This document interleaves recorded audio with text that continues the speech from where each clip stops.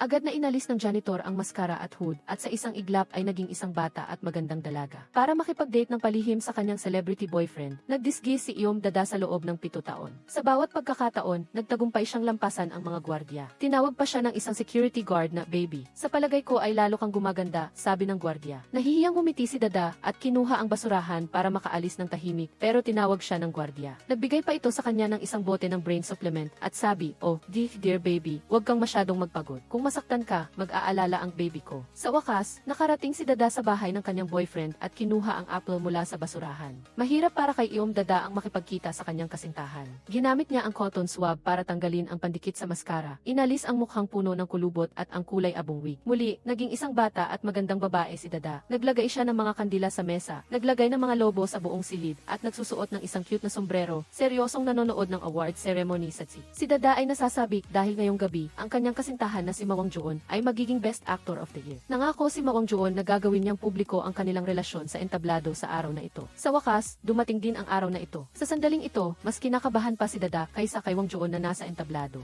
Pero pinasalamatan lang niya ang direktor at ang manager at pati na rin ang mga extra at hindi man lang binanggit si Iyom Dada. Habang nadidismaya siya, muling kinuha ni Mawang Joon ang mikropono. Sabi niya, nakalimutan niyang banggitin ang isang napakahalagang tao. Nagkaroon ng kaunting pag-asa si Dada na may luha sa kanyang mga mata, naghihintay na tawagin ng kanyang kasintahan ang kanyang pangalan. Ngunit ang buhay ay hindi laging tulad ng panaginip. Maraming salamat din sa aso naming si Poppy. Natulala si Dada, sa katunayan, hindi siya kasing halaga ng isang aso. Sa oras na ito, ang pinuri na aso na si Poppy ay tila napakayabang at nagdrawing pa ng treasure map sa kanyang damit. Nadismaya si Dada at tinawagan ang kanyang kasintahan. Ngunit nang makita ni Mawang Joon ang mga reporter sa likod niya, minadali lang niya ang usapan at pinutol ang tawag. Nakita ni Mawang Joon ang text ni Iyom Dada, ngunit hindi siya sumagot. Imbes, inanyayahan niya ang lahat na mag-celebrate sa bahay niya. Hindi niya alam na naghihintay si Dada sa bahay. Nang marinig ang ingay sa labas, dali-daling naghanap ng taguan si Dada. Ang plano niyang sorpresa ay naging isang nakakakilabot na sandali. Si Mawang Joon ay isang sikat na celebrity, kaya hindi niya maaring gawing publiko ang pagkakakilanlan ni Dada. Ngunit hindi niya inaasahan na dadalhin niya ang lahat sa bahay. Sa ngayon, nakulong siya sa banyo at hindi makaalis. Nang makita niya ang kanyang pamilyar na manager, kinuha ni Dada ang isang pares ng mabahong medyas upang kunin ang kanyang atensyon, ngunit nabigo. Pagkatapos ay kinuha niya ang isang pares ng panty, ngunit nang lumingon siya, wala na ang manager.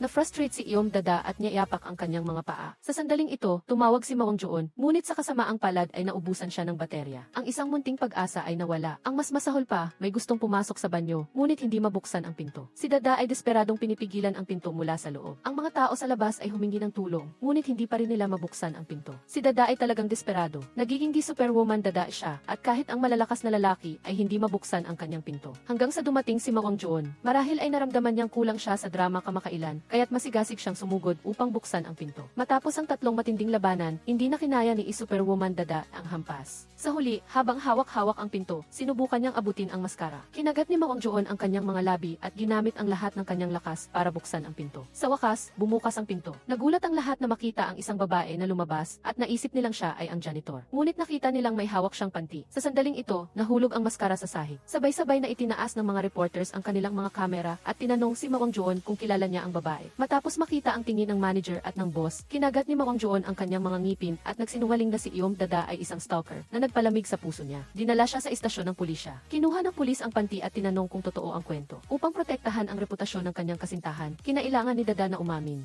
Hindi lang yon, sinamantala rin niya ang pagkakataon na sabihin ang kanyang nararamdaman na gustong-gusto niyang makipag-date kay Wang Joon. Nang makita ni Wang Joon siyang umiiyak, balak sana niyang aliwin ito. Kaya naisip ko, kung anuman, kailangan ko lang ng panty. Gusto ko ang panty ni Opa. Mas gusto ko ang suot na niya. Dahil si Wang Joon ang kusang loob na nakipag-ayos, mabilis na pinalaya si Dada, pero sa harap ng boyfriend na nagpa-negatibo 7 sa kanya, nagpa siya pa rin si Dada na makipaghiwalay at wakasan ang 7 taong relasyon. Bagaman masakit ang breakup, kailangan pa rin niyang magtrabaho ng masipag. Kinabukasan, maagang nagising si Dada at tinanggap ang prop doll na binili niya ilang araw na ang nakakaraan. Pero nang buksan niya ang kahon, nadiskubre niyang parang tunay ang manika. Isang babae ang bumili ng isang manika na hugis tao. Ngunit nang makita niya kung gaano ito karealistic, hindi niya napigilan ang sarili na hawakan ito para malaman kung ano ang pakiramdam. Sa kasamaang palad, bigla siyang nawalan ng balanse. Nahulog ang manika papunta sa kanya at sa isang iglap, hindi sinasadyang nahalikan ni Iyom Dada ang manika sa labi. O, ang ganda ng pakiramdam na ito. Nang matauhan siya, dali-dali siyang tumayo. Biglang lumiwanag ang ilaw sa kwarto. Lumingon si Dada at nakita niyang nabuhay na ang manika. Binuksan pa nito ang bibig at binati siya. Hello, girlfriend ko. Sa takot, tumakbo si Dada palayo nang lumapit ito sa kanya. Ngunit nang magmaneho siya palayo, tumawa ng masaya ang tanga na lalaki sa harap ng kotse. Hindi siya nakapagpreno at sa isang iglap ay nabangga niya ito at tumilapon siya ng 8 metro. Patay, tapos na ako ngayon, naisip niya. Hindi pa siya nagtatagal na nakalabas sa istasyon ng pulisya at ngayon ay kailangan niya na namang bumalik. Nataranta si Iyom Dada at bumaba ng kotse. Nakita niyang na-dislocate ang braso ng lalaki dahil sa banggaan. Dali-dali siyang yumuko para makinig sa kanyang dibdib, ngunit wala na siyang naririnig na tibok ng puso. Lumingon si Dada sa paligid at nang makita niyang walang tao, hinawakan niya ang paa nito at pikit matang hinila siya papasok sa kotse na nagplano na dalhin siya sa ospital.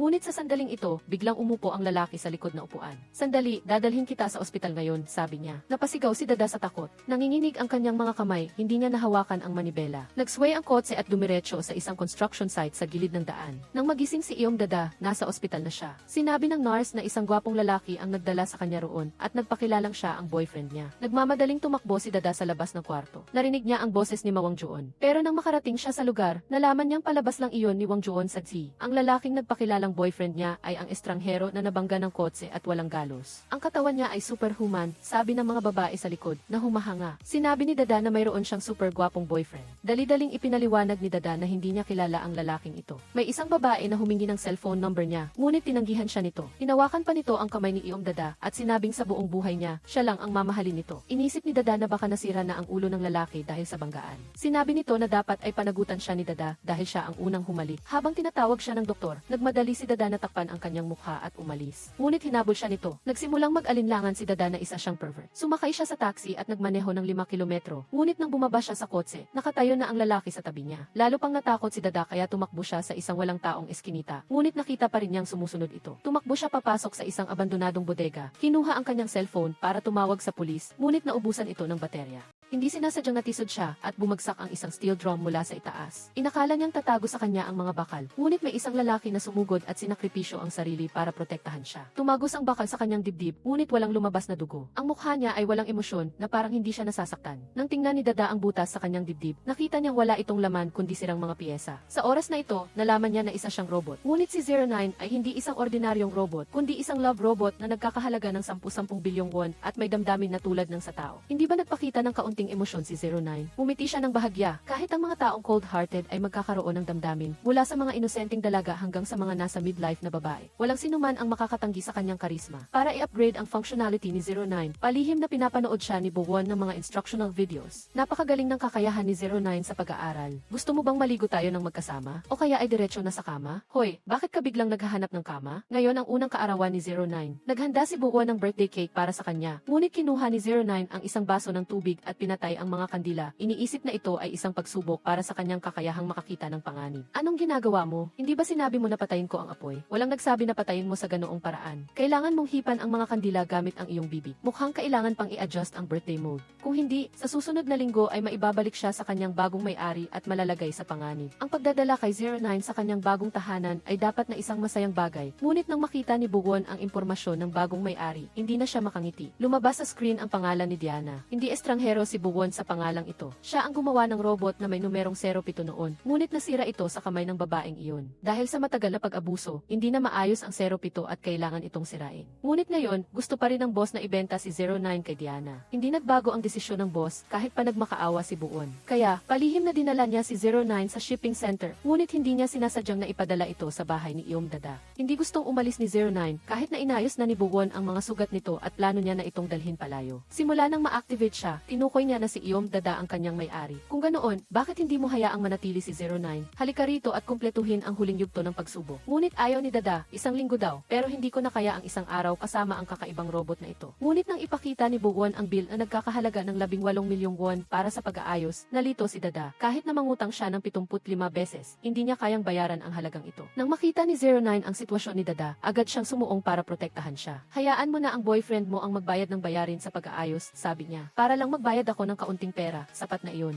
Ano nang sabi mo? Sinong nagsabi na makialam ka? Para kanino ba ako gumagawa nito ngayon? Huwag mong apihin ang girlfriend ko. Ang wife over mother attitude ni 09 ay hindi lang nagpasakit sa puso ni Buon, kundi pati na rin sa kanyang katawan. Hindi sana niya ginawa kay 09 na mailakas ng braso na 0 tonelada at ang una pa namang nakaranas nito ay siya mismo. Naiirita si Iom Dada sa kanilang pagtatalo, kaya pumayag na lang siya. Iniwan ni Buon ang manual ng gumagamit at nangako na babalik pagkatapos ng 1 linggo para sunduin si 09 at pagkatapos ay umalis. Ito ang unang pagkakataon ni 09 sa isang bagong tahanan. Nagsimula siyang mag-scan ng kapaligiran, kumukuha ng impormasyon tungkol sa may-ari. Hinawakan niya ang mga gamit sa kwarto at napansin niyang napakatamad ng may-ari. Ang kutsara sa juice maker, may mga gamot sa rice cooker at hair dryer sa oven. Walang normal sa bahay na ito. Hindi lang niya pinaghihinala ang mayroon siyang Alzheimer's, ngunit nang buksan niya ang refrigerator, mas nakakakilabot pa. Ito ay parang isang aparador na puno ng mga damit at puno ng mga bakterya. Ang mga sirang kasangkapan at kagamitan ay nakasalansan sa silid na natatakpan ng alikabok. Upang makuha ang loob ng kanyang bagong may-ari, nagpa siya si 09 na tumulong sa paglilinis. Ngunit ayaw ni Iom Dada na hawakan niya ang kanyang mga gamit at lalo na ayaw niyang tawagin siya ni 09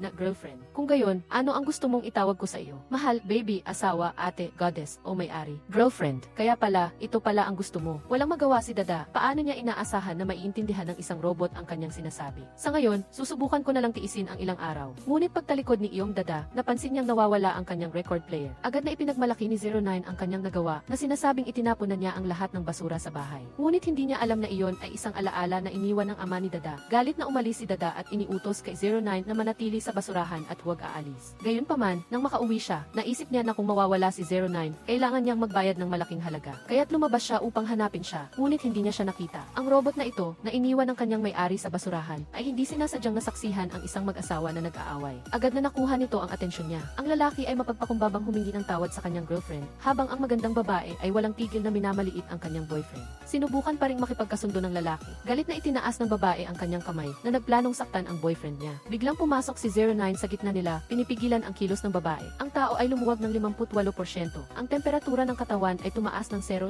degrees Celsius at ang tibok ng puso ay bumilis ng 16 na beses. Ako ba? Mas lalong nagalit ang babae sa panghihimasok ni 09. Tinulak niya si 09, ngunit hindi ito gumalaw. Ang pagsigaw niya ay nagpa-conclude kay 09 na ang boyfriend ay nasa mas mahinang posisyon, kaya kailangan niya itong protektahan. Napuno ng galit ang babae at sinipa si 09. Ngunit parang nanipa siya ng bakal na poste at ang sakit ay sapat na para hindi siya makatayo ng tuwid. Biglang nagkaroon ng lakas ng loob ang lalaki at hinawakan ang kwelyo ni 09 na gustong protektahan ang kanyang girlfriend. Nang dumating si Iom Dada sa lugar, naroon na ang pulisya. Inakusahan ng babae si 09 ng panggigipit. Nang tanungin ng pulis ang boyfriend, nakikita niya ang banta sa mga mata ng kanyang girlfriend, kaya nakisama na lang siya. Labis na nadismaya si 09 sa kanila. Tinulungan niya sila, ngunit sinira nila ang kanyang pangalan. Sa kabilang banda, hiniling ng pulis kay 09 na ipakita ang kanyang ngunit siya ay isang robot, kaya wala siyang ganoon. Nakita ni Dada na hindi maganda ang sitwasyon. Kung maaresto si 09, kailangan niyang bayaran ang halaga. Habang nag-aalangan siya, nakita ni 09 si Dada sa gitna ng maraming tao at sumigaw. Lahat ng tao ay napatingin sa kanya. Hindi na siya makakatakas ngayon. Sa isip ang napakalaking bayarin, sumulong na lang si Dada upang iligtas si 09. Itinuro niya ang sasakyan sa malapit at sinabi na kung gusto niyang malaman ang totoo, kailangan lang niyang tingnan ang dashcam para malaman.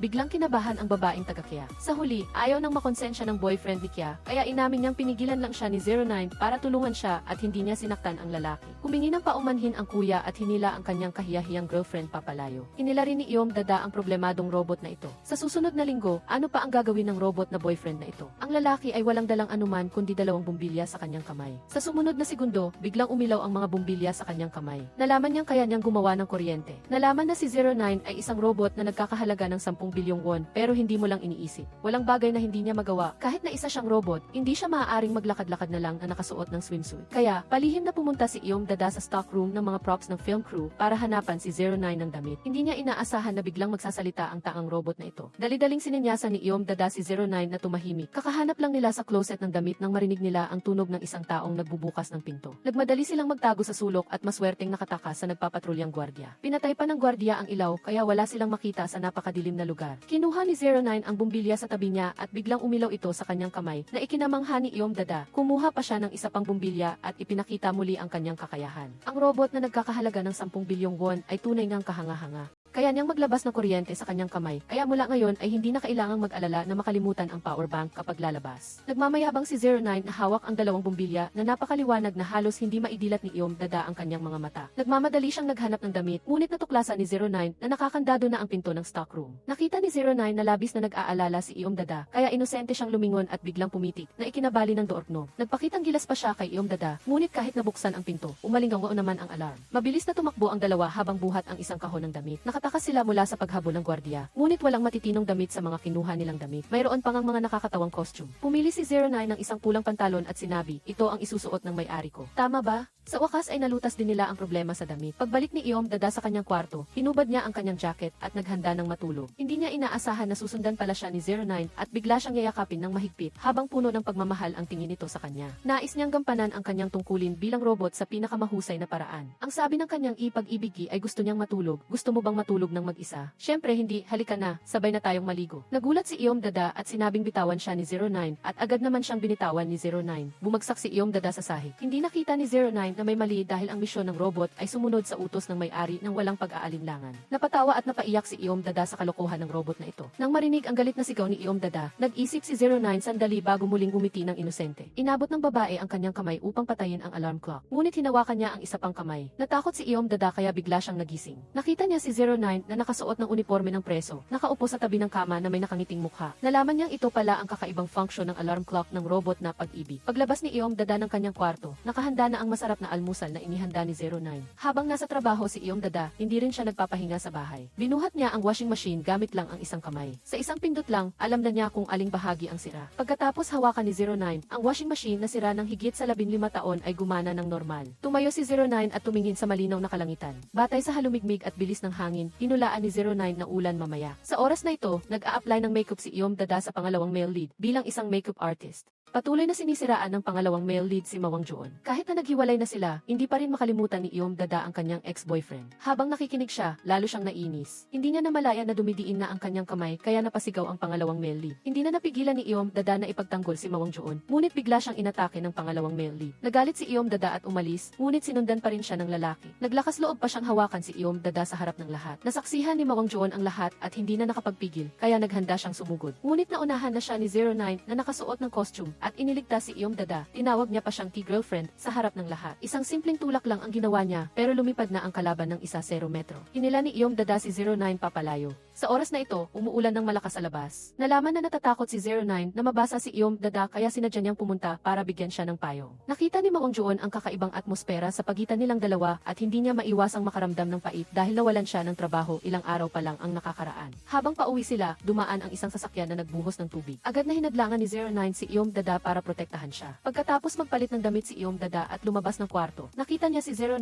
na nakasandal sa dingding na parang malandi. Ang kanyang damit ay hindi maayos at ang kanyang mga salita ay lalo pang hindi kaaya-aya. Girlfriend, naligo ka na ba? Ano? Inihanda ko na ang lahat. Anong inihanda mo? Iwinagayway ni 09 ang kanyang balabal at biglang binuhat si Iyom Dada. Nagpumigla si Iyom Dada, ngunit inilapag lang siya ni 09 sa tabi ng record player. Nalaman niyang malisyoso lang ang iniisip niya. Gusto lang ni 09 na magyabang na naayos na niya ang record player. Ang babae ay nakakuha ng isang robot sa unang araw nito sa bahay at naayos na nito ang lahat ng luma niyang gamit. Ang rice cooker ay nakapagluto na muli ng kanin. Ang microwave oven na sira na ng mahigit 15 taon ay gumagana na muli at ang refrigerator ay malinis na at puno ng mga sariwang sangkap. Dahil si Iyom Dada ay may espesyal na superpower. Anumang gamit na hawakan niya ay bigla na lang nasisira. Kaya sa loob ng mahigit 15 taon, hindi na siya naglakas loob na gumamit ng anumang gamit. Hindi niya inaasahan na salamat kay 09, ang lahat ay parang bago na muli. Ginagamit din ni 09 ang kanyang kakayahan sa abot ng kanyang makakaya. Ang sinumang hindi kayang buhatin ang 500 kilong arcade game ay tinulungan ni 09 si Iyom Dada na linisin ang mga sulok at siningit na lugar. Nakita niyang pagod na siya sa paglilinis, kaya kinuha niya ang sirang vacuum cleaner. Isang pindot lang at gumana na ito na parang bago. At mayroon pang hindi inaasahang resulta. Natagpuan ni 09 ang naipong pera ni Iyom Dada na matagal na niyang nawawala. Dahil kasama niya si 09, naging normal na ang kanyang superpower. Pagkatapos ng maraming taon, sa wakas ay makakagamit na siya ng mga electrical appliances. Biglang dumalaw ang kanyang matalik na kaibigan na si Baijuri. Dali-daling sinabi ni Iyom Dada kay 09 na magtago ng mabuti at huwag na huwag magpapakita. Kung malalaman ni Baijuri ang tungkol sa pag-ira ni 09, sa isang araw lang, malalaman na ng mga penguin sa Antarctica ang lihim na ito. Pinaulit-ulit ni Iyom Dada ang paalala kay 09 at ikinuha tumulong siya sa banyo. Sinubukan niya ang lahat para paalisin si Baijuri, ngunit hindi niya inaasahan na pagdating niya sa pinto, ang matagal ng problema sa panunaw ni Baijuri ay biglang naayos. Dali-dali siyang tumakbo pabalik at sumigaw, ngunit hindi niya makita si Iyom Dada. Kaya, nagmadali siyang umakyat sa banyo sa ikalawang palapag. Nang bubuksan na sana niya ang pinto, hinarangan siya ni Iyom Dada na ginawang dahilan na barado ang inodoro. Kaya, kailangang lumabas si Baijuri para maghanap ng pampublikong banyo. Ngunit bigla, nakarinig siya ng malakas na ingay mula sa loob, kaya bumalik siya at nag-alala na baka may magnanakaw. Pinilit niyang buksan ang pinto para tingnan, ngunit pagbukas ng pinto, walang tao sa loob at ang lumang aparador lang ang sira. Matapos ang kaguluhan, nawalan na ng gana si Baijuri, kaya umuwi na lang siya para magpahinga ng ilang araw. Pagtingala ni Iyom Dada, nakita niya si 09 na maihawak na dalawang plunger na nakabitin sa kisam. Ano pa kayang nakakatuwang bagay ang mangyayari habang nananatili ang robot na boyfriend sa kanyang bahay? Hindi sinasadyang nabuhusan ng isang katulong ng mainit na tubig ang kamay ng anak ng mayaman na pamilya.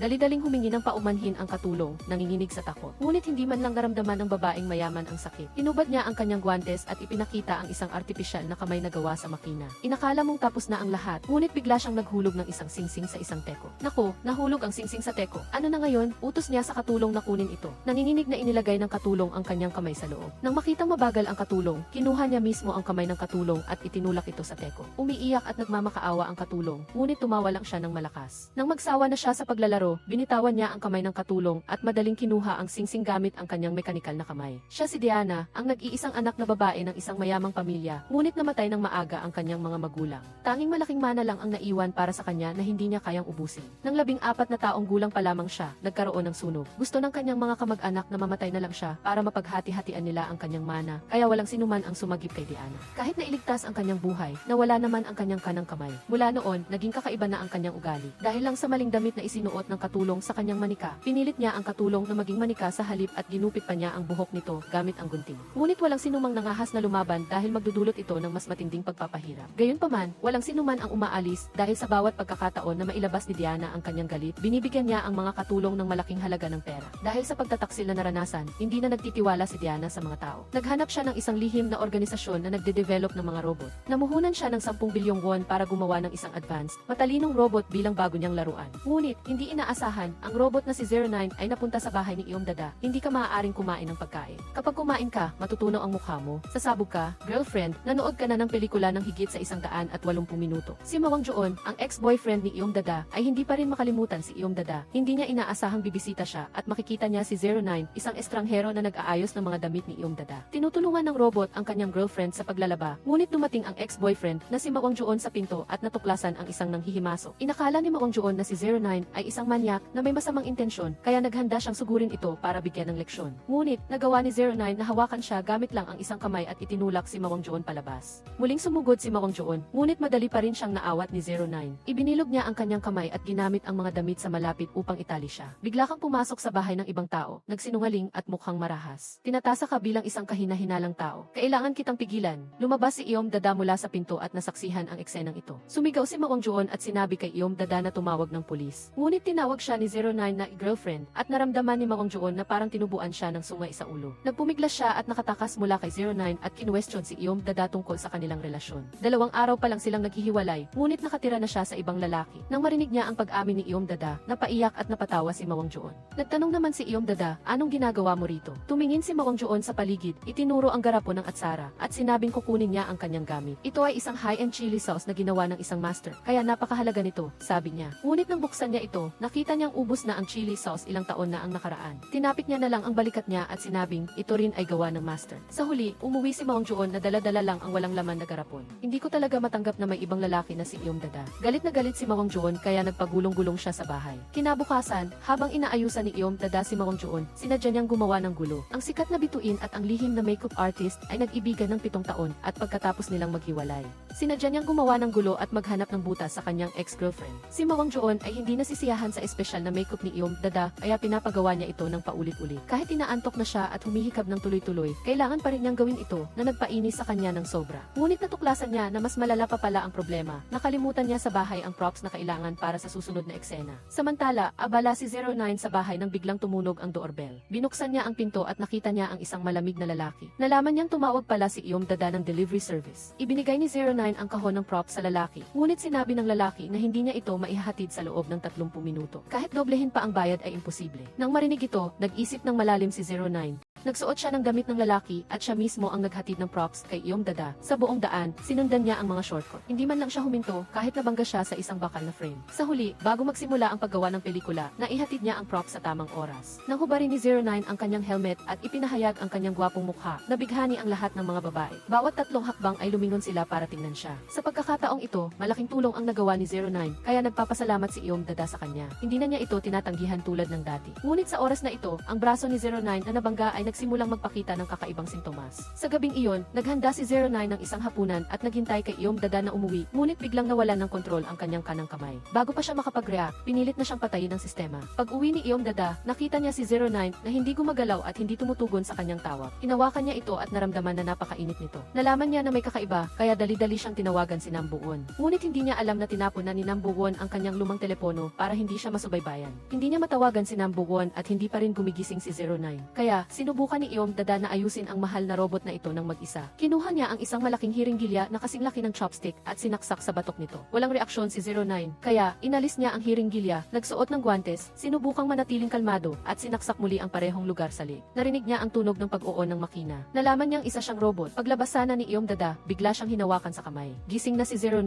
Ang bilis ng pag-aayos ay talagang kahanga-hanga. Kanina lang ay umuusok pa siya sa init, ngunit ngayon ay parang walang nangyari. Lumabas ang dalawa para maglakad. Madilim ang buong daan, ngunit nang lumapit si 09, biglang umilaw ang mga sirang streetlight. Dahil sa malaking tulong ni 09 gayon, opisyal na siyang kinilala ni Iyom Dada. Kinuha niya ang isang sticker mula sa kanyang bulsa at idinikit ito sa balikat ni 09. Ngunit naisip niya na ito ay isang 0 bilyong won na robot, kaya masyadong mababa ang I. Kaya, kumuha siya ng isa pang sticker at muling idinikit ito sa kanya, na sinelyuhan ito. Kahit na masaya silang magkasama ngayon, tumawag na si Nambu Won kinabukasan ng umaga. Ang isang linggong pagsubok sa boyfriend ay natapos na. Nakipag-ugnayan na siya sa isang propesor sa Guangzhou. Ngayong gabi ay sasakay siya sa barko patungong labas ng Korea. Bago siya umalis, idinikit ni 09 ang sticker sa kanyang puso. Pagkatapos ng alas 12 ng hating gabi, magre-reset ang kanyang sistema. Ngunit ayaw niyang kalimutan si Iyom Dada. Pag-alis ni Iyom Dada, paulit-ulit na sinabi ni 09 kay Nambu Won na huminto. Hinila niya ang air vent at natuklasan na may nakalagay na tracking device sa loob nito. Ang kanilang kilos ay nabunyag na, at tulad ng inaasahan, papalapit na ang direktor. Nang makita nila ang sasakyan ni Nambu Won, wala na doon ang sinuman. Nakita nilang tumatakbo ang dalawa, kaya mabilis silang humabol hanggang sa isang interseksyon. Naghiwalay ng daan si Nambu Won at si 09. Ang dalawang lalaki ay tumigil na sa paghabol kay Nambu Won.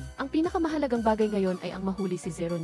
Kahit tumakbo ang direktor, hindi niya pa rin maabutan si 09. Pareho silang pagod at pinagpapawisan, ngunit hindi pa rin nila siya mahabol. Pagtingala nila, nakita nilang nakaupo si 09. Dali-daling sumugod si Hwang In-hyuk para hulihin siya, ngunit natuklasan niyang si Nambu Won pala iyon na suot ang mga damit ni 09. Habang nagpapahinga ang dalawa, biglang tumakbo si Nambu Won. Nambu Won, mga bata, pasensya na, hihiram muna ako ng bisikleta. Hiniram ko na sa kanila, sabi niya. Hinabol sila ng dalawang lalaki, ngunit hinarangan sila ng mga bata. Masamang tiyuhin, ibalik mo ang bisikleta sa amin. Sa kabilang dako, nakatakas na si Nambu Won na sakay ng bisikleta. Hindi niya inaasahan na habang nakatingin siya sa likuran at bumaba sa bisikleta, bigla siyang binangga ng isang maliit na truck. Si 09 ay naghintay ng matagal sa daungan, ngunit hindi niya nakita si Nambu Won, kaya pumunta na lang siya sa tabi ng basurahan.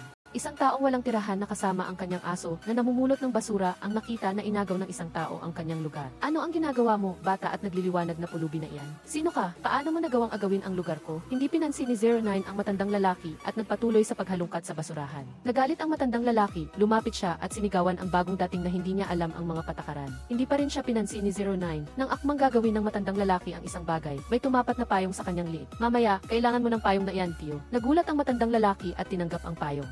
Ngumiti si 09, kinuha ang karton at umalis. Naiwan ang matandang lalaki na nakatayo doon. Biglang kumulog at bumuhos ang ulan. Dali-daling binuksan ng matandang lalaki ang sirang payong para protektahan ang kanyang aso. Habang si 09 naman ay ginawang payong ang karton at nababasa sa ulan. Ang ulan ay parang isang inabandonang ligaw na aso. Biglang hinangin ang Zara sticker na idinikit niya para sa kanya. Itinapon niya ang kahon at naglakad sa ulan para kunin ito. Maingat niyang pinunasan ito gamit ang kanyang manggas. Sa sandaling iyon, may payong na nasa ibabaw ng kanyang ulo. Si Zara ang dumating para sunduin siya. Nalaman na natanggap ni Zara ang mensahe mula kay Buwon na nagsasabi sa kanya ng lokasyon ni 09 at humiling sa kanya na alagaan siya ng ilang araw pa. Nang makarating si In-hyuk at direktor ko sa daungan, wala nang sinuman doon. Inabot ni Zara ang tuwalya kay 09, ngunit hindi niya naintindihan. Kaya naman, siya mismo ang nagpunas ng tubig ulan sa kanya. Ang mahal ng robot na ito, paano kung masira ito dahil sa tubig at kailangan kong bayaran ito? Dahil hindi ni reset si 09, ngayong gabi, naranasan niya ang maging kasintahan ni Zara. Formal nang pumasok si Zara sa kumpletong bersyon. Kinaumagahan, niyakap ni 09 si Zara. Ang kapaligiran ay ganap na naiiba kumpara sa 7 araw na pagsubok. Nagmadali si Zara na kumawala, ngunit nagpakita si 09 ng isang mukhang walang kaalam-alam. Simula ngayon, sisimulan natin ang ating opisyal na bersyon. Kung ang trial na bersyon ay panliligaw, ang opisyal na bersyon ay simula na ng tunay na pag-ibig. Mabilis na umarte si 09. Nagreklamo siya na masyadong maikli ang suot na shorts ni Zara. Inalis niya ang kanyang jacket para takpan siya. Pagkatapos ay kumuha ng singsing at isinuot sa kamay ni Zara. Nararamdaman ng singsing na ito ang iyong damdamin. Kung ang bato sa singsing ay nagiging itim, ibig sabihin ay malungkot ka. Kung nagiging pink, ibig sabihin ay masaya ka. Medyo hindi komportable si Zara, parang may nagbabantay sa kanya. Ngunit nang lumapit si 09, ang singsing ay tapat na nagbigay ng kulay rosas na liwanag. Pinagalitan siya ni Zara at itinulak siya. Ngayon, mayroon siyang mas mahalagang bagay na dapat gawin. Simula nang maghiwalay sila ni Wang Juon, wala nang natatanggap na trabaho sa make-up si Zara. Wala rin siyang kita. Kumikita lang siya ng kaunting pera sa pamamagitan ng paggawa ng mga crafts. Sa sandaling ito, tumunog ang telepono. Tumawag si Baijuri at inalok siya ng part-time na trabaho. Ito ay parang isang tagapagligtas para sa kanya sa gitna ng kanyang kahirapan.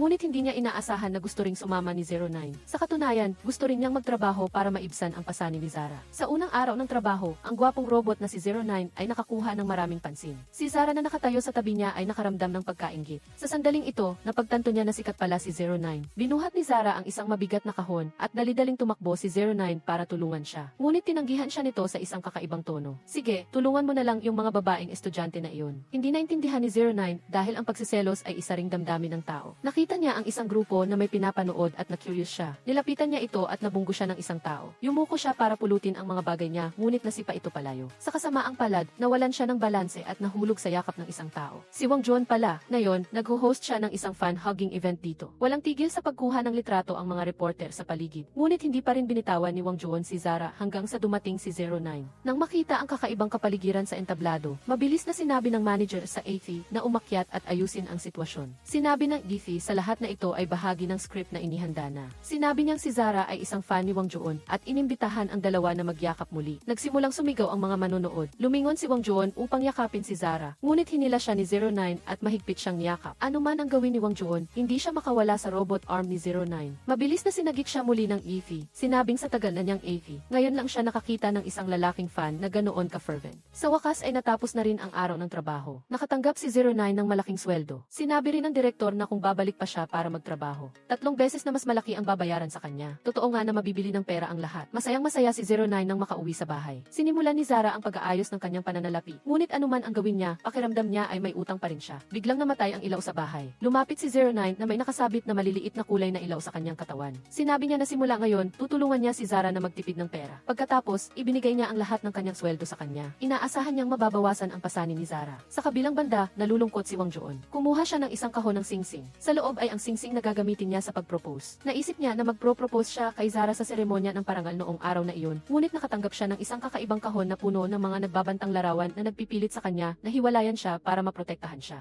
Nang iprotekta si Zara, napilitan siyang hiwalayan siya. Ang ex-boyfriend ay isang sikat na artista at ang robot boyfriend ay parang pandikit. Sino kaya ang pipiliin ni Zara? Isang lalaki ang binuhat na parang prinsesa papasok sa ospital. Sumakit ang ulo niya at nagising siya dahil sa pagtama nito sa dingding. Nakita niya ang isang babaeng puno ng otoridad at biglang kumabog ang kanyang puso. Nang tumakas si Buwon noong nakaraan, muntik na siyang mabangga ng isang truck. Sa kabutihang palad, mabilis siyang kumilos ngunit nahulog pa rin siya at nagkaroon ng mga sugat. Hindi niya inaasahan na mangyayari itong muli. Nahilo siya at tumakbo sa gitna ng kalsada. Mabilis na nagpreno si Jum Yundong. Bagamat hindi siya nabangga, nahimatay pa rin si Buwon sa takot. Nagmadaling bumaba si Jum Yundong upang tingnan siya. Akala niya ay isa siyang taong walang tirahan na gustong magmakaawa. Nang pakinggan niya ang kanyang dibdib, narinig niya pa rin ang tibok ng puso. Sinubukan niya siyang tawagan, ngunit naubusan ng baterya ang kanyang telepono. Ano ang gagawin niya ngayon? Dadalhin niya siya sa ospital. Inila niya si Buwon at isinakay siya sa kotse. Sa kalagitnaan ng daan, nagising si Buwon. Takot na takot si Jum Yundong at pinagalitan siya. Huwag kang magmura, nanay. Hindi pa ako nagmumura ng ganyan sa buong buhay ko. Sa pagmamadali sa pagmumura, muntik na siyang mabangga sa sasakyan sa harap. Umikot ang sasakyan at bumuka ang airbag at kailangan ni Jum Yundong na magpa-brace sa leeg. Kaya naman, humiling siya sa kumpanya ng leave dahil sa aksidente sa trabaho. Inaprubahan ni Chief Yeo Woong ang kanyang leave. Ngunit hindi makapasok sa trabaho si Yeo Woong, kaya kailangan niyang humanap ng pansamantalang manager para sa kanyang mga artista.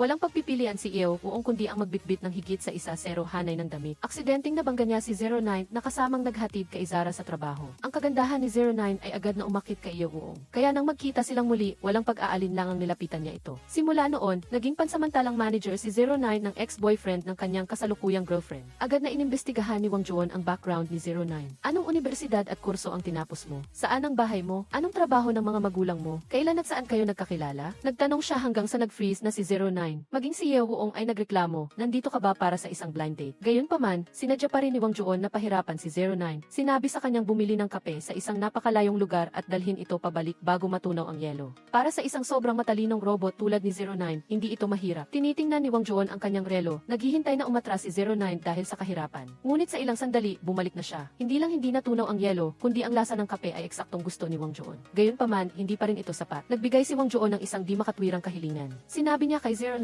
na pumunta sa mas malayo, sa Taotsu Street, upang bumili ng isang mangkok ng black bean noodles, at kapag dinala niya ito pabalik, hindi ito dapat malanta. Kaya umalis ulit si 09. Kahit na dinala niya ito pabalik sa pinakamaikling oras, paano hindi malalanta ang black bean noodles? Ang bagay na ito ay hindi mahalaga. Ang tindahan ay hindi nagpapahintulot ng takeout o delivery. Hindi sila nag-serve ng anuman. Upang makakuha ng isang mainit na mangkok ng black bean noodles, dinala niya ang buong chef pauwi. Nang bumati ang chef, nagmadali silang yumuko. Nalaman na alam na ni 09 na kahit na i-takeout niya ang noodles, malalanta pa rin ito, kaya inimbitahan niya ang chef na pumunta doon. Nagsalita ang chef sa Cantonese, ngunit hindi naintindihan ni Wang Juon. Maayos na isinali ni 09. Nalaman na ang chef ay isa ring fan ni Wang Juon, na ikinagulat nilang dalawa. Kalmadong sinabi ni 09 na marunong siya sa 8 wika. Ang isang ito ay isang high-level flex. Chef, bigyan mo kami ng 2 mangkok ng black bean noodles. Black bean noodles, okay. Halika na.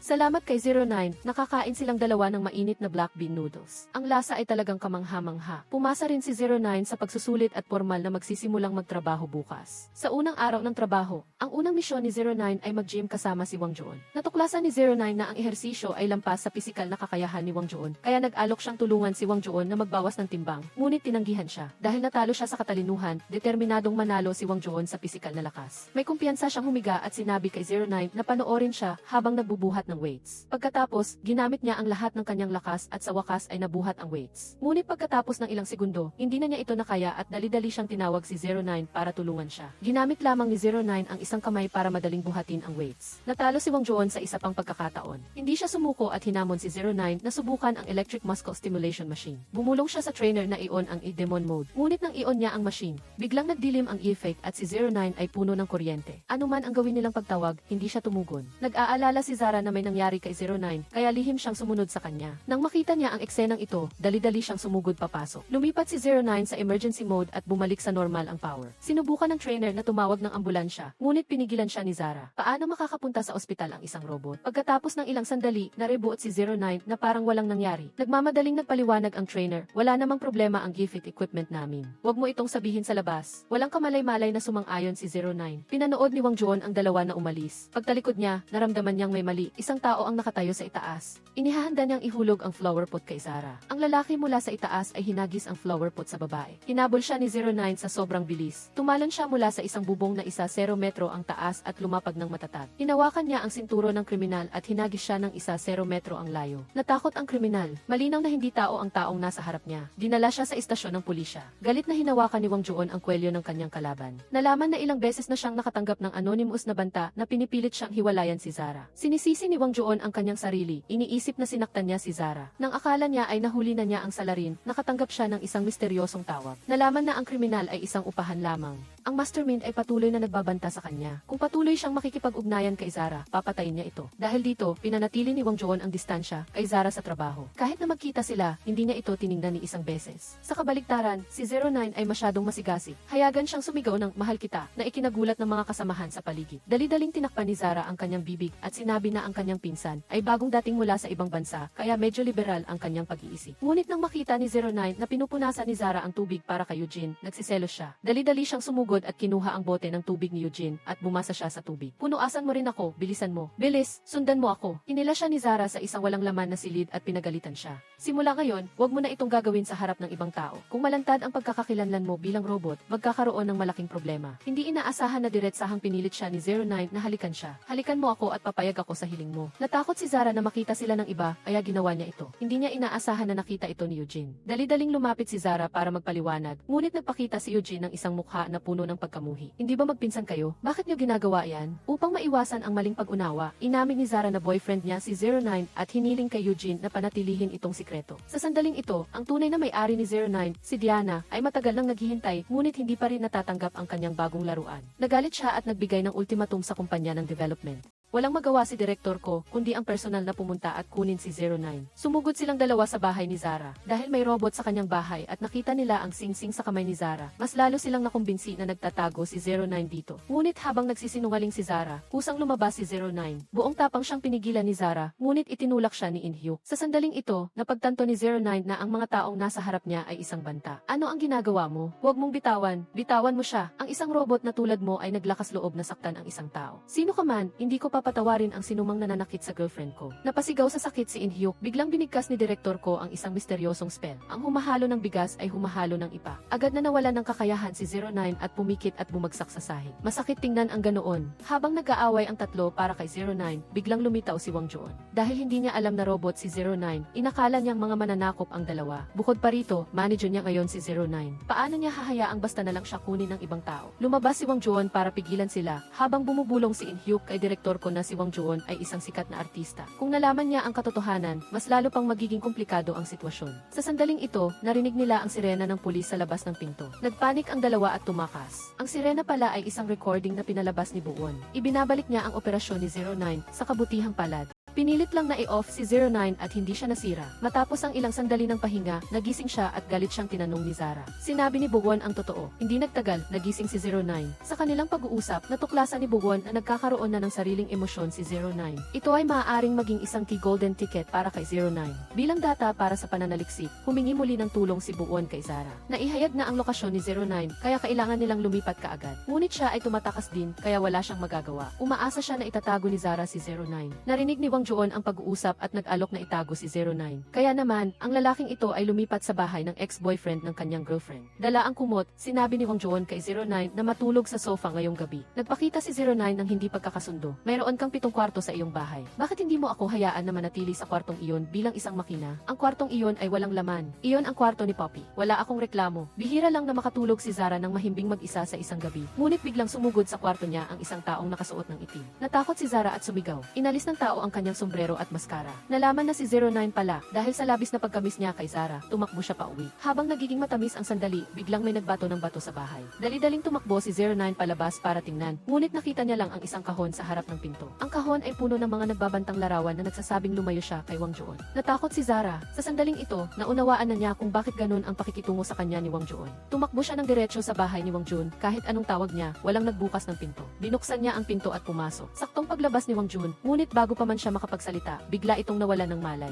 Lumabas na si Wang Joon pala ay may mataas na lagnat. Sa pagkakita sa eksenang ito, biglang sumakit ang puso ni 09. Bumalik na lang siya sa bahay ng mag-isa para bigyan sila ng espasyo. Tinignan nilang muli ang mga litrato sa kahon. Biglang may napansing palatandaan si 09. Naghanap siya kay Wang Joon para protektahan ang kanilang lolo ng magkasama. Banta ang babae. Ang mga litrato ang tanging palatandaan. Napansin ni 09 ang disenyo sa singsing ng kumuha ng litrato. Sa mga malabong litratong ito, tinitigan ni Wang Joon pero hindi niya makita ang singsing na sinasabi ni 09. Ngunit nagpa siya pa rin silang subukan. Kinabukasan, pagdating sa kumpanya, nakita ni 09 ang taong may suot ng singsing. Ito ay si Hwani, ang taong minsan nang minasahe niya. Pinigilan nilang dalawa ang mga kamay nito at tinanong kung siya ang utak sa likod ng lahat. Nagulat si Hwani at hindi alam kung ano ang nangyayari. Lumabas na ibang tao ang nagbigay sa kanya ng singsing na ito. Sino ang nagbigay sa'yo? Narito na siya. Siya ang nagbigay sa akin ng singsing. Si Jum Yundong ang kinatawa ng kumpanya. Hindi makapaniwala si Wang Joon, ngunit nasa harapan niya ang ebidensya. Hindi niya napigilan ang galit niya at sinugod si Jum Yundong. Sinuntok niya ito. Pagtingin sa larawan na ipinakita ni Wang Joon, patuloy na pinabulaanan ni Jum Yundong ang lahat at nagpanggap na mabuting tao. Nang makita niyang hindi na niya kayang manlinlang pa, ipinakita niya ang kanyang tunay na mukha. Kung gayon, si Jum Yundong nga ang gumawa ng mga pananakot sa buong panahong iyon na nagdulot ng paghihiwalay nilang dalawa. Ginawa niya iyon para mag-focus si Wang Joon sa paghahanap ng pera para sa kanya. Galit na umalis si Wang Joon, walang pakialam si Jum Yundong at kinuha ang kanyang telepono. Kinunan ng litrato ang kanyang mukha na sinuntok ni Wang Joon, nagbabalak na gumawa ng mas malaking laro. Sa pagkakita kay Wang Joon at sa kanyang lolo na nagkasundo na, nakaramdam ng matinding panganib si 09. Malungkot at nag-iisa siyang nakaupo sa tabi ng kalsada. Nang makita siya ni In-hyuk, dahil sa pag-asa niya sa kanyang shut-off code, hinamon ni In-hyuk si 09. Ngunit ang lakas ni 09 ay mas higit. Galit at nasasaktan si In-hyuk, sinubukan niyang patayin si 09 muli. Binanggit niya ang magic words ng ilang beses, ngunit hindi pa rin nag-react si 09. Inakala niyang mali ang binabasa niya, kaya't sinubukan niya sa iba't ibang wika, isa-isa, ngunit wala pa ring epekto. Pinandilatan pa siya ni 09. Sa paglapit ni 09, natakot si In-hyuk at tumakbo para iligtas ang kanyang hanapbuhay. Lihim na lumapit si In-hyuk kay Diana para ipagtapat na nanakaw si 09.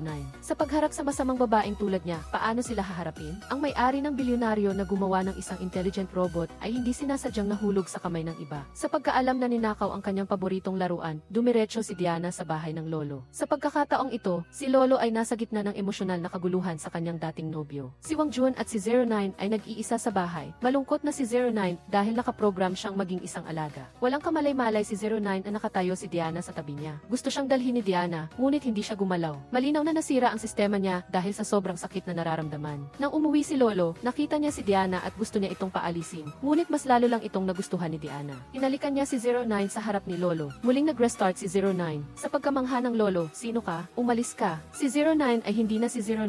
Siya ay si 09 female model negatibo 6. Sa mata ni 09, si Diana na ngayon ang kanyang may-ari. Hi, Yinway girlfriend. Nang maghanda silang umalis, nilapitan sila ni Iyom Dada para pigilan sila. Ngunit malamig siyang itinulak ni 09. Sinamantala pa ni Diana ang pagkakataon para saksakin siya. Gusto mo pa bang makipaglaro sa robot? Halika sa bahay ko para maglaro. Umalis ang dalawa ng may tamis. Si Iyom Dada ay tulala sa lugar, hindi alam ang gagawin. Nagdaos ng welcome party ang bilyonaryong may-ari para sa kanyang bagong laruan. Ang laruan niya pala ay isang robot. Nagdala ang utusan ng kahon para sa draw lots. Inutusan ni Diana si 09 na kumuha ng isang papel. Lumabas na naghanda siya ng bagong pangalan para sa kanya. Nakuha ni 09 ang tiken na nagpasaya kay Diana. Ngunit alam ni 09 na ang lahat ng papel sa kahon ay may nakasulat na iisang pangalan. Bumili si Diana ng maraming branded na damit at sinubukan niya ito sa kay 09 na para bang naglalaro siya ng Barbie doll. Masaya si Diana na makita si 09 sa kanyang bagong damit. Nang balak niyang tumayo para tingnan ito ng mas maigi, hindi sinasadyang nauntog siya ng utusan. Dinampot ni Diana ang gunting sa sahig. Sa bibig niya, sinabi niyang, okay lang ako. Ngunit sinaksak niya ang kamay ng utusan gamit ang gunting. Nakita ni 09 ang eksenang ito at sumigaw siya ng may instinct. Tumingin sa kanya ang utusan para humingi ng tulong, ngunit hindi siya pinigilan ni 09. Dahil nawala ang mga alaala niya kay Iyom Dada, isa na lang siyang robot na masunuring sumusunod sa mga utos. Masaya si Diana sa ginawa niya. Pinalayas niya ang mga utusan na ay boring key at dinala si 09 sa kanyang silid. Kinabukasan, nakaupo lang si 09 nang hindi gumagalaw hanggang sa utusan siya ni Diana na magsalita. Lumabas na gumawa pala si Diana ng isang napaka-abstract na portrait niya. Nang maghanda siyang magpinta ulit, sinabi ng butler na may bisita. Lumabas na si Iyom Dada pala ang bumisita. Ang ganda ng pagsasama namin, hindi ba? Pero bakit ka nandito? Binibisita mo ba ang bahay ko? Walang pakialam si Iyom Dada sa Marangyang mansyon. Nandito siya para hanapin si 09. Masakit para sa kanya na makita si Diana na tinatrato si 09 na parang laruan. Ipinahayag muli ni Diana ang kanyang pagmamay-ari. Kung gusto mo ng robot, bumili ka ng sarili mo. 10 bilyon lang naman iyon. Wala ka ba? Lumapit si Iyom Dada kay 09 para kausapin siya. Ngunit hindi siya gumalaw dahil wala siyang natatanggap na utos mula sa kanyang may-ari. Nang payagan siya ni Diana, tumingin si 09 kay Iyom Dada ng malamig. Nagulat si Iyom Dada at sumugod para gisingin ang mga alaala ni 09. Ngunit paano makakayanan ang bilis ng robot? Sinubukan niya ng ilang beses ngunit pinigilan siya ni 09. Itinulak niya si Iyom Dada sa swimming pool gamit ang isang daliri. Tumawa ng malakas si Diana at kinunan pa ng litrato ang kalagayan ni Iyom Dada. Ngunit hindi siya sumuko. Kinabukasan, naghintay pa rin siya sa harap ng kanilang bahay. Naglalakad si 09 at Diana sa kalye nang bigla niyang makita si Wang Jun. Hindi masaya si Wang Jun nang makita niyang hindi siya makilala ni 09. Okay lang na absent ka ng ilang araw sa trabaho, pero bakit nagpapanggap ka pang hindi mo ako kilala? Sa sandaling ito, lumapit si Diana. Akala niya ay si Wang Jun ay isang staff na nagbubukas ng pinto. Sa pagkakita kay 09 na dati ay malapit kay Iyom Dada, ngunit ngayon ay malapit na sa isang estranghero. Inakala ni Wang Jun na manloloko siya. Sinundan ni Iyom Dada ang dalawa papunta sa hotel, ngunit pinigilan siya ng staff. Hindi ka safe, hindi ka maaaring sumakay sa elevator. Nang sandaling ito, dumating si Wang Jun at dahil sa kanyang gwapong hitsura, tinulungan niya si Iyom Dada na makarating sa rooftop ng hotel. Dinala ng bilyonaryong may-ari ang kanyang bagong nobyo sa hotel, ngunit sinabi niyang isang tao lang ang reservation niya. Ako lang at saka ito. Akala ng staff ay biro lang ito ng mga mayayaman, kaya hindi na sila nagtanong at dinala ang dalawa sa SC elevator patungo sa rooftop. Ngunit mabilis siyang nagsawa sa ganitong uri ng date. Sa pagkakita sa mga sasakyang dumadaloy sa ilalim ng rooftop, biglang lumingon si Diana at nagtanong, handa ka bang gawin ang lahat para sa akin? Siyempre, handa akong gawin ang lahat para sa aking nobya. Ganito na lang, tumalon ka mula rito. Ang pagtalon mula sa isang 10 palapag na gusali ay sapat na upang durugin ang sinuman kahit nagawa sa pinakamatibay na metal. Nagduda pa si Diana sa katapatan ni 09. Dahil ang robot ay kailangang sumunod sa mga utos ng may-ari nang walang pag-aalinlangan, umayag si 09 nang walang pag-aalangan. Dahan-dahan siyang umakyat sa gilid ng rooftop. Tumitingin siya sa daan-daang metro sa ilalim at nang maghanda siyang tumalon, hinila siya ng isang kamay. Sa kabutihang palad, dumating si Iyom Dada sa tamang oras para pigilan si 09. Galit na tinanong ni Iyom Dada si Diana, bakit mo pinapagawa kay 09 ang isang mapanganib na bagay? Sumagot si Diana, si 09 ay isang laruan lang. Kung masira siya, aayusin ko lang siya. Kahit papaano, hindi siya mamamatay. Bilang may-ari, karapatan ko na gawin ang anumang gusto ko sa kanya. Wala kang karapatan na makialam. Nakikinig pa rin si 09 kay Diana, at malamig niyang pinalaya si Iyom Dada. Muling nag-iisa ang dalawa, at naiinip pa rin si Diana. Ano kaya ang gagawin niya kay 09 sa pagkakataong ito? Inalis ng babae ang kanyang guwantes, na nagpapakita ng isang peking robot na braso. Ang lalaki sa harap niya ay hindi nagbago ng ekspresyon at pinuri pa nga ang ganda ng braso niya dahil robot din siya. Lumabas na noong bata pa si Diana, nagkaroon ng sunog sa kanilang bahay. Dahil gusto ng kanyang mga kamag-anak na paghati-hatian ang mana ng kanyang mga magulang, hinayaan nilang mamatay sila. Mula noon, nawala ang kanyang kanang braso at bewang at hindi na siya nagtiwala sa sinuman. Kaya't gumawa siya ng robot na ganap na sumusunod sa may-ari. Gustong-gusto ko ang braso na ito. Makakatulong ito sa akin na alisin ang mga walang kwentang tao at gagawin akong mas malakas at mas espesyal. Ang pilit ng ngiti ni Diana ay nagpasakit sa puso ni 09. Sa sandaling ito, bahagyang gumalaw ang puso ni Diana. Tumayo silang dalawa at naghanda na umalis ngunit si 09. Bigla siyang napahawak sa kanyang dibdib na para bang may nakita siyang ibang babae. Kahit anong tawag ni Diana, hindi siya tumugon. Sinuri ng kumpanya si 09 ngunit walang nakitang anumang depekto. Nang magising si 09, nagpasya si Diana na dalhin siya sa Switzerland headquarters para ayusin. Nang maghanda silang umalis, dumating si Iyom Dada. Sinubukan niyang gisingin ang mga alaala ni 09 ngunit wala pa ring epekto. Sa daan patungo sa airport, biglang umulan ng malakas. Muli, may kakaibang pakiramdam si 09 sa kanyang dibdib. Bumalik ang mga alaala niya kay Iyom Dada. Biglang nawala ng kontrol ang manibela, kaya huminto ang sasakyan. Hindi pinansin ni 09 ang pagpigil ni Diana at tumakbo siya sa ulan para hanapin si Iyom Dada. Sa sandaling ito, tuliro si Iyom Dada.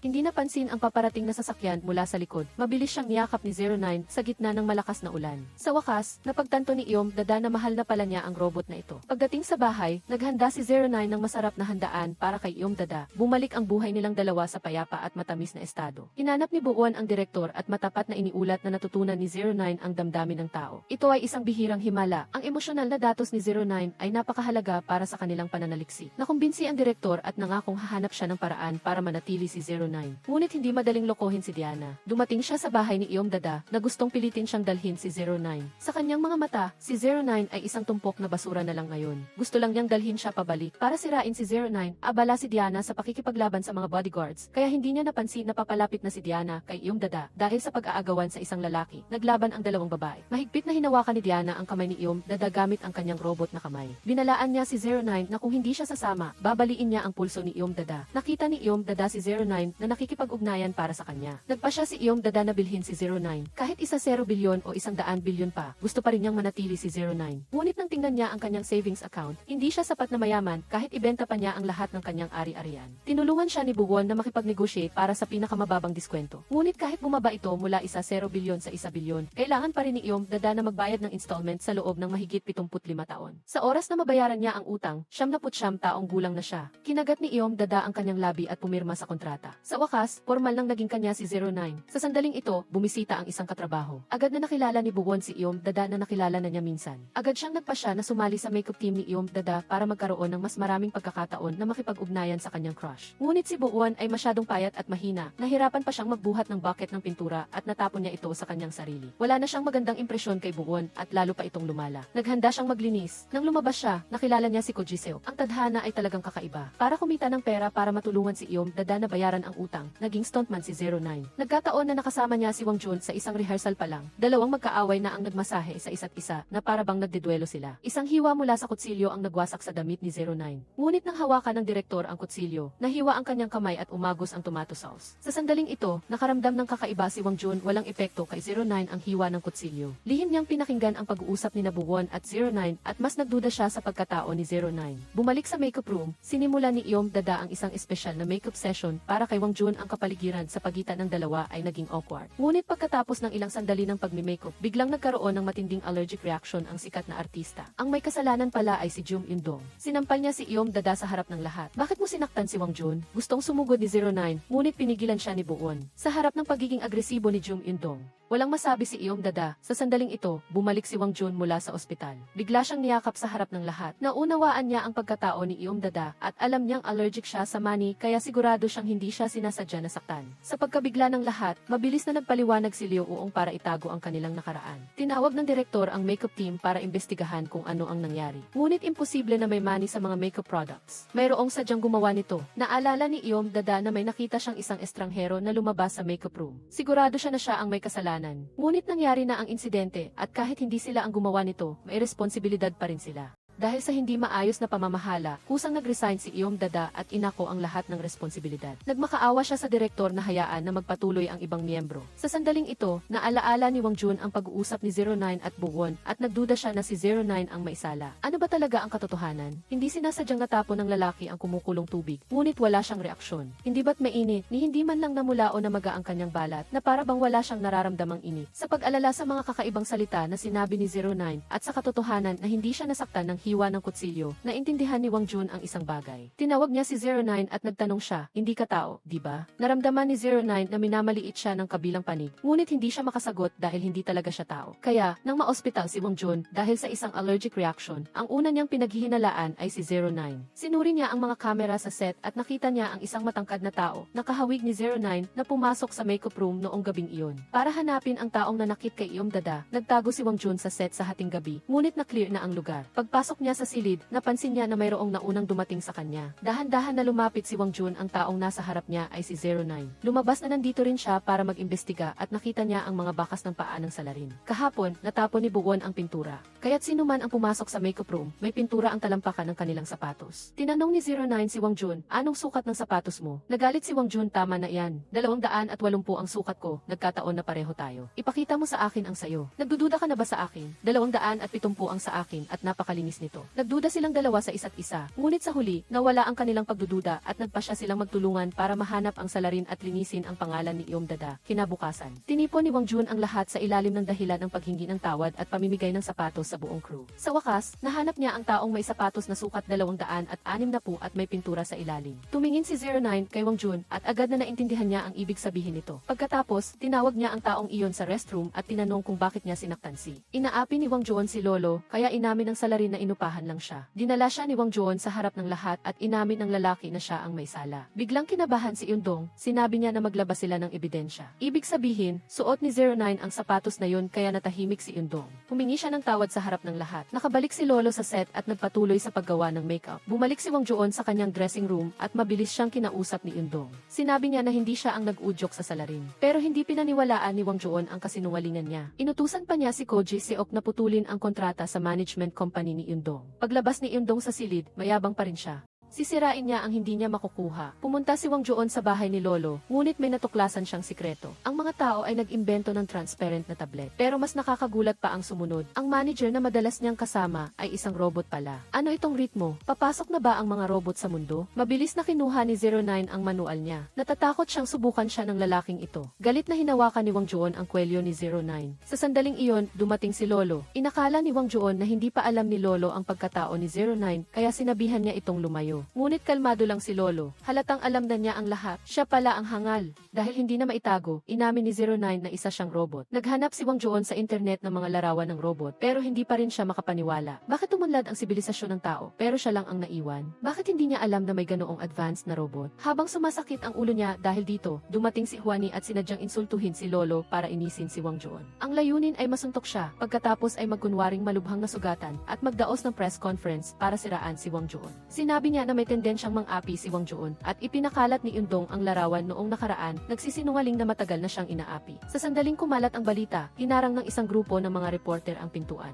Hindi siya makauwi, kaya dinala niya ang kanyang maleta at nakiusap kay Lolo na patuluyin siya. Paano kaya magsasama sa isang bahay ang awkward na tambalang ito? Sa sandaling iyon, sobrang naiilang si Lolo. Nasa kanan niya si Wang Jun, ang kanyang dating kasintahan, at nasa kaliwa niya ang kanyang kasalukuyang robot na kasintahan. Nakaupo si Lolo sa gitna at hindi makahinga. Sinabihan niya lang silang kumain. Kailangan mo bang kumain? Hindi kailangan ni 09 na piliting kumain. Gusto kong kumain. Masyadong malakas ang tiyan ko. Hindi pa man sila nakakapag-usap ng matagal, nagsimula na silang mag-away. Sa wakas, naintindihan Naintindihan na ni Lolo kung bakit maraming asawa ang emperador, ngunit hindi pa rin masaya. Pinuri niya ang pagkain na niluto ni 09. Nagsiselo si Wang Juon. Nang sabihin iyon kay 09, halata sa mukha niya ang sama ng loob. Mabilis na sinaway ni Lolo si Wang Juon dahil sa pagiging arogante. Ang pakiramdam na ito ay hindi naiba sa pag-aalaga ng dalawang anak na lalaki. Ngunit nag-aalala pa rin si Wang Juon. Naisip niya na dahil isang robot si 09, baka mayroon siyang masamang intensyon kay Lolo o baka mawalan siya ng kontrol at saktan siya. Hinalughog ni Wang Juon ang silid ni 09, sinusubukang makahanap ng ebidensya na mapanganib siya, ngunit wala siyang nakita. Lalo lang siyang nadismaya kay Lolo. Pagbukas ni Lolo sa pinto, nandoon si 09. Alam niya na hindi siya magiging mapanganib para sa akin, at alam din niya na kung pabigla-bigla niyang sisirain ang pintong ito, magagalit ako. Paano niya ako sasaktan? Lubhang naapektuhan si Wang Juon.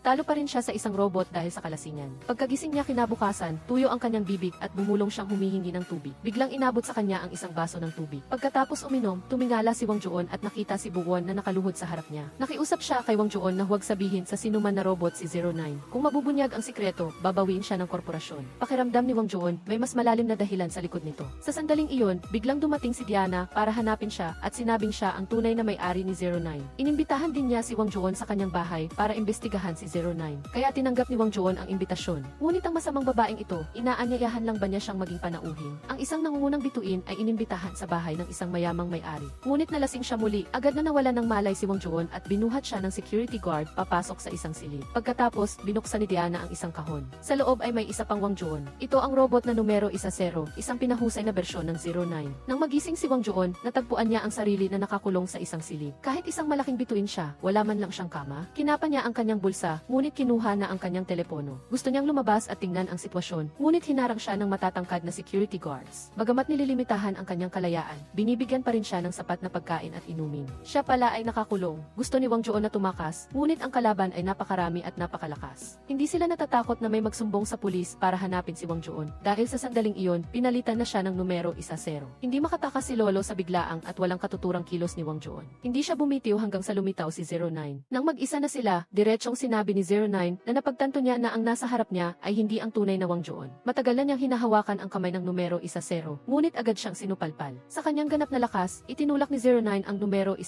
sa sahig. Bagamat gumagamit siya ng dalawang kamay, hindi pa rin siya makatakas. Kung hahadlangan mo pa rin ako, hindi kita palalampasin. Sa sandaling iyon, biglang nakita ni Wang Juon na nakakulong ang isang fan ng lalaking artista. Nakakulong din siya ng mayamang babae, pero ang maid ay fan niya. Kailangan ko pa rin pumirma sa isang autograph. Dinukot ako at ikinulong dito. Kailangan ko pa rin pumirma, gusto ko rin pumirma sa isa. Ang ideyang ito ay biglang nagbigay ng ideya kay Wang Juon. Kusa siyang nag-alok na kumuha ng litrato kasama ang kanyang fan. Tinawag pa niya ang security guard sa labas para sumama sa kanila sa litrato. Ngunit hindi maganda ang liwanag sa sulok na ito. Kaya nagbago siya ng direksyon. Habang papalapit siya sa pinto, 1, 2, 3, mabilis na tumakbo si Wang Juon palabas. Pagkatapos, ikinulong niya sila sa silid. Kinuha niya ang telepono ng katulong at nakipag-ugnayan sa labas. Pagkatapos ng mahabang pag-iisip, nagpasya siyang magpadala ng mensahe kay 09. Sa sandaling iyon, hinabol siya ng ibang security guards at inagaw ang kanyang telepono. Kusa na lang sumuko si Wang Juon at bumalik sa silid. Sa maikling panahon, sinubukan niyang makatakas, ngunit ang kalaban ay napakarami at napakalakas. Narinig niya ang ingay ng suntukan sa labas. Ang tunog ng sampal ay mas malakas pa kaysa sa paputok. Takbo si Wang Juon upang makibalita. Idinikit niya ang kanyang tenga sa pinto, nakikinig sa palihim. Biglang bumukas ang pinto. Nang makita niya na si 09 ang dumating, lumiwanag ang kanyang mga mata. Ang isi-pop-pop na tunog ay ang tunog ng pambubugbog sa mga security guard. Habang sila'y aalis na, inarangan sila ni Diana. Manatili kayong dalawa rito. Sa sandaling iyon, napagtanto nila na may ginawang masama ang masamang babaeng ito kay Lolo. Ang huling layunin niya ay makuha si 09. Sinabi ni 09 kay Wang Juon na iligtas si Lolo. Habang nagkakamay sila, inilagay niya sa kamay ni Wang Juon ang isang piraso ng papel. Sa sandaling iyon, niloko na si Lolo ng numero 10 at dinala sa isang malayong lugar. Ang kakaibang mga salita niya ay naghinala sa kanya.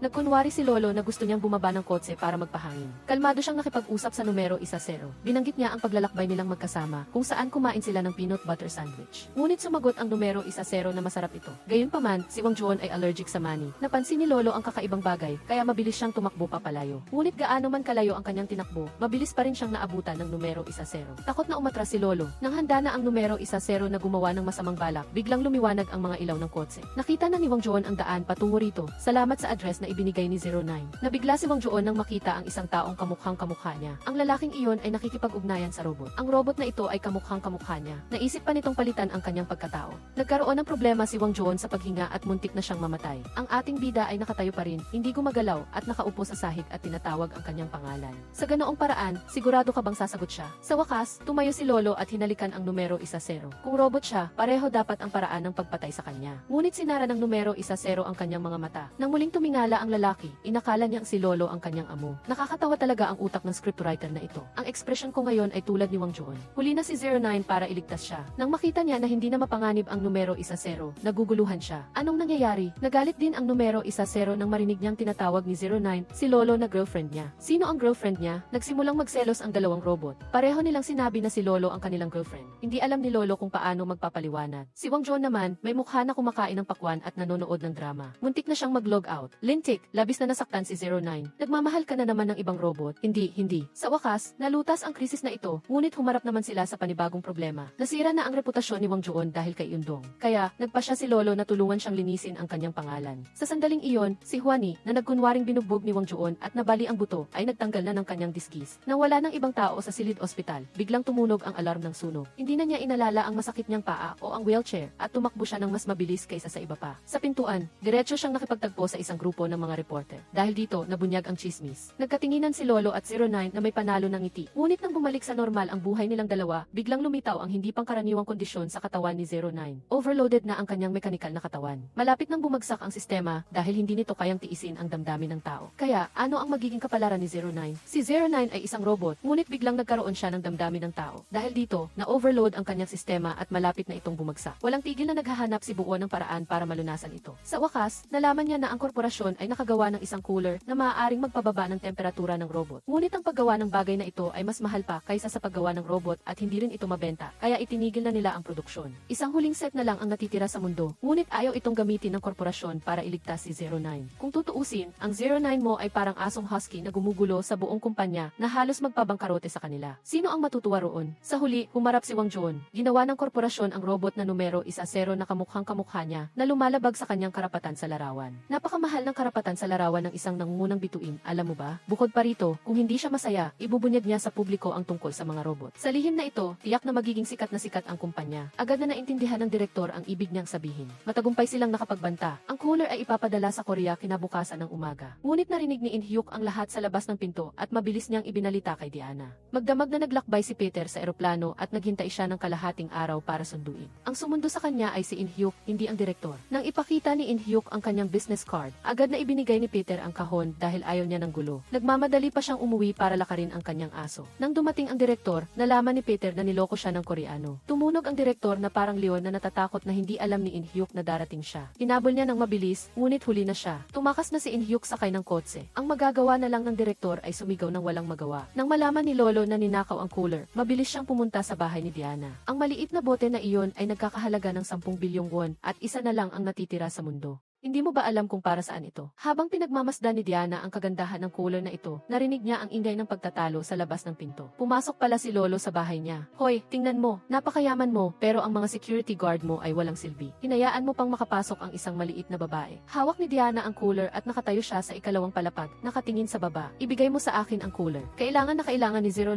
iyon. Napakahalaga talaga ng bagay na ito. Sa ganoong tono, sinong kontrabida ang susunod sa iyo? Patuloy na sumisigaw si Lolo sa galit na nag-aalala ako sa ng bida. Gaya ng inaasahan, inasar niya si Diana. Inihagis niya ang 10 bilyong won na cooler mula sa ikalawang palapag. Nilabag niya ang batas sa harap ng lahat. Basag na basag ang mga mata ng lahat. Tapos na, nawala ang huling pag-asa. I-close up ang camera kay Lolo para ipakita ang matinding sakit niya. Sa sandaling iyon, si 09 ay nasa standby mode. Bigla siyang umiyak, pagkatapos ay nagising siya. Nalaman niya na marunong siyang umiyak at sa loob-loob niya, medyo masaya siya. Naging tao na ba talaga ako? Ngunit ayon sa opisyal na paliwanag, ang tangang bata, iyon ay tubig na pumasok sa ulo niya. Sa sandaling iyon, ang sistema ni 09 ay nasa bingit ng pagbagsak. Ang tanging paraan ay dalhin siya sa ibang bansa at i-restore ang factory settings. Habang natutulog si 09, palihim na pumasok si Diana. Gusto niyang masaksihan ang pagbagsak ni 09 upang masiyahan ang kanyang masamang pag-iisip. Ngunit biglang nagliyab ang palad ni 09. Tumunog ang smoke alarm. Ang pinto ay otomatikong nagsara upang ihiwalay ang apoy na nakulong si Diana sa loob. Lalong lumaki ang apoy, ngunit hindi mabuksan ang pinto. Puno ng usok ang silid at mabilis na tumunog ang alarm. Bumuhos ang tubig mula sa sa kisame, ngunit hindi pa rin naapula ang apoy. Takot na takot si Diana na nakaupo sa isang sulok. Ang eksenang ito ay nagpapaalala sa kanya ng sunog noong bata pa siya at ang pagtataksil ng kanyang pamilya. Sa sandaling iyon, tumakbo ang butler upang buksan ang pinto. Ngunit ayaw umalis ni Diana. Nanatili ang butler sa tabi niya. Sa huli, naantig si Diana sa katapatan niya. Nagising si 09 at nakatakas silang tatlo mula sa sunog. Napagtanto ni Diana ang kanyang pagkakamali at mayabang siyang humingi ng tawad kay 09. Nagdesisyon siyang lumipad patungong New York ngayong gabi para mag-aral at hindi na sila guguluhin pa. Ngunit mahal na mahal ni 09 si Lolo. Mas gugustuhin pa niyang mawala kasama ang kanyang mga alaalang sirang-sira kaysa burahin ang kanyang datos para mabuhay. Dahil may sariling pag-iisip si 09, iginagalang ni Lolo ang kanyang pinili. Magkasama nilang nilampasan ang huling masayang sandali. Sa wakas, dinala ni 09 ang kanilang mga alaala sa kanyang mga mata at isinara ito ng tuluyan.